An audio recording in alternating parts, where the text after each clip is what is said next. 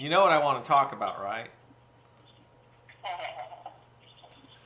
What? Last night in New Hampshire. Oh my God, it was awesome. But so yeah, I want to gloat about that. But so I'm looking at the Washington Post's opinion section this morning to get a feel for what the Illuminati think of last night, and it's really interesting. They're not talking. They're not saying anything about Trump's victory or what it means or how it happened, and they're certainly not saying anything, interesting about Bernie Sanders. Uh, it's like this is what we got. I'll read you the headlines. Marco Rubio self-destruction in New Hampshire. What's that supposed to mean? Oh, it's the Cuban dude's fault, right? What Steinem, Albright, and Clinton don't get about millennial women. So apparently they lost because they forgot some voter block, right? Then there's something about John Kerry's desperate push on Syria. Nobody cares about Syria. If Rubio wins New Hampshire, his speech would sound like this, like this, like this. Again, talking about Rubio. Enough is enough. U.S. abdication on Syria. Blah. Don't care. Here we go. There's the first mention. Here's the first and only mention of one of the two winners. Sanders should challenge the foreign policy status quo. Foreign policy? Are you kidding me? The first words out of that guy's mouth in his victory speech was about how this was a warning shot against the corrupt political economic freaking coalition on Wall Street, and how their abuse of the middle class was coming to an end. Nothing, nothing. Right?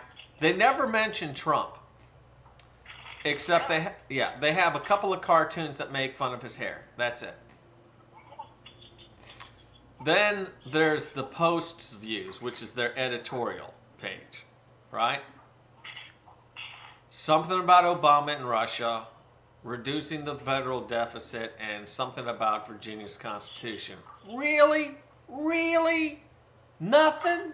Nothing. It's only the major freaking event in political history here in America where both the anti-establishment candidates crush in New Hampshire, a major freaking primary, and nothing? Well, okay. We'll talk about that a little more later. Now they've got some blogs here. It's like people on the internet, whatever. So these people must have a lot of followers to make it into the Post. One guy says America just had a rough night. Guess what? He doesn't like Trump. So we know why he got in here. 3 things we learned don't work in New Hampshire. I actually looked at the blog. The guy's a freaking idiot. It was like just nonsense. It was blaming Rubio and blaming Hillary for not going after the young women. Then it says, after Sanders' speech, MSNBC's Rachel Maddow rips idea of liberal media and liberal establishment. I didn't even bother reading that because I'm totally not interested in Rachel Maddow. It's all about her trying to change the narrative to about her because her freaking ratings are so bad and she's going to be canceled any day now.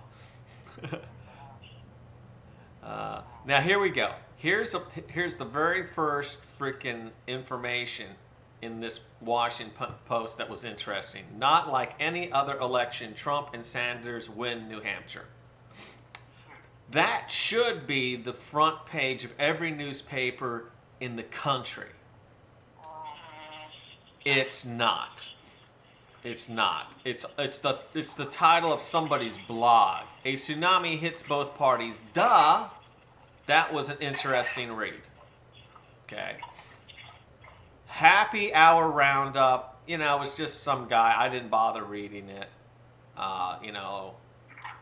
But here's the last blog. Again, this should also be on the front page of all the newspapers around the country. Corrupt journalism doesn't pay, nor does abetting it. And in this article, the guy's talking about how corrupt the journalists are and how closely they work with these politicians. And that was an interesting read. And it's pretty much the point of that article is like, guess what? It's not working anymore. So, that was the post today.